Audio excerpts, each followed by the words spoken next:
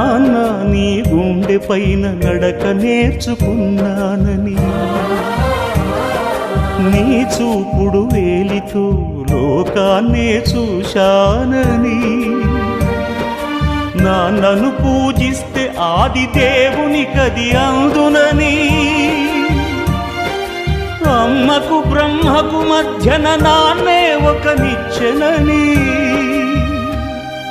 తెలియనైతి తండ్రి, ఎరుగనైతి నాన్న.